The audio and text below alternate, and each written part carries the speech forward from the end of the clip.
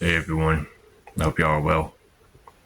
Today I'm doing a video on the Gate of Leo recap. That gate was associated with books and all documents associated with the Necronomicon current, as some people call it the 23 current. It is very, I guess you'd say, mentally demanding, that gate is, because unlike some of the other gates where you just explore a realm or, talk to a person or an entity, it's almost like you're downloading the information from the books when you actually access them. So it can be somewhat overwhelming, especially the nights that follow the opening of the gate, because it's like you constantly absorb the information until you get the knowledge that you want from it. The first night that I opened that gate, I focused on the Necronomicon itself, I believe, the primal source of the Necronomicons. And I shared my experience with that, with seeing the vortex of Azathoth in the background and seeing a skull on its surface and all the symbols on the inside of it. As I mentioned in that, there was this hectic energy around it, like my spirit felt nervous the longer I was there. And I think some of those books, being just in their presence, you attract certain things. So it's actually pretty good to do a banishing of sorts after you open that gate and then close it. That way you'll cut yourself off from the experience before it gets too intense or even in dangerous territory. The next book was De Vermis Mysterious, or Mysteries of the Worm.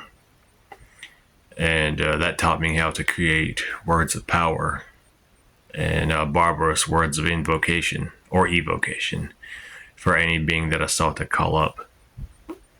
And that was pretty mind-opening. I haven't worked with the being that I mentioned in that video. I've been busy working with some other beings, both celestial and infernal, for some personal changes that I wanted in my own life. So yeah, it's definitely a knowledge gathering gate. The gate is closed now, and the sun is going to move into the next gate in like a week or two, I believe. And the next gate is associated with talismans. So overall, it's probably been one of my favorite gates because of how it just downloads the information into your mind, and sometimes it's reflected in your dreams afterwards, which is really cool. More so than the other gates so far, anyways. I've been working on some more of my ceremonial magic tools outside of that, and I believe I'm going to use some of those tools to call up some of the beings from the books that I discovered. Because I didn't write everything, or I didn't report everything down that I discovered.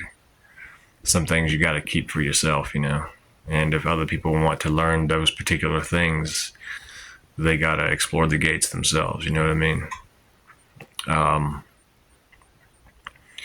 But I plan on making another video probably within a week. Probably one of the 101 videos or the Grimoire of the Necronomicon book review. That's a book that could have changed the world literally if it would have caught on and if it would have spread the way it could have. It definitely had a lot of potential, and it still does. People just have to decide that what that book represents is something worthwhile. And the way the world's going right now, it definitely is. People always talk about change, but change happens from within. And once you change yourself, you can change the outer world, your interactions with people, and it has a domino effect. And the world definitely needs that. But back to the gate of Leo. There's a lot of days there that you can experiment with either one book or a bunch of different books. And I guess probably the most intense experience I had with that was one that I didn't document. And that was where I used a mirror that is in my bedroom as the focus of the gateway. I projected the astral gate onto it, and I took my jinn with me.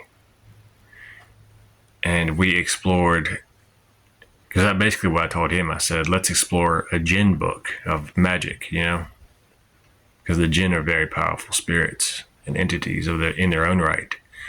And we went to this one location, kind of near a desert, and came across a couple books. One was the one that he was searching for.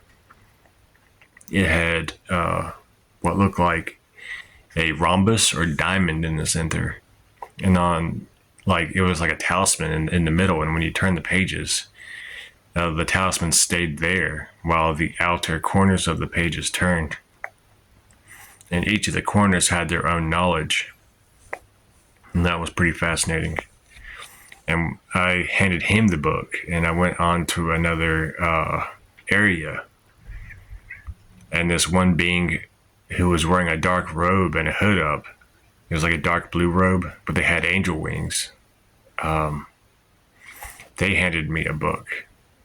And it was called The Fifth Pronouncements, or The Fifth Constellation, or something like that. I forget. It wasn't Constellation, but it was something similar to that. Or The Fifth Configuration. This might have been what it was called. But I opened that book, and what was weird, it looked like a puzzle, and you unlock different aspects of the puzzle. And then this scroll opens up and then spreads out in front of you, and it was orange color, and it had wisdom about a path to divinity, and basically calling up the zodiac spirits, 3 to each cardinal point, and you imagine those 3 together as one, as a shard of light. And you combine different ones for different aspects of reality manipulation. And then you finally combine all 4 of those together. And you're in the middle. And it starts spinning very, very fast, almost like a Merkaba meditation. And you attain oneness with divinity in that time period during that ritual.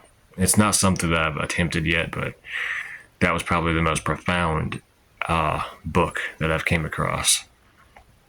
And so shout out to my jinn for leading me to that pocket of knowledge. That was really cool.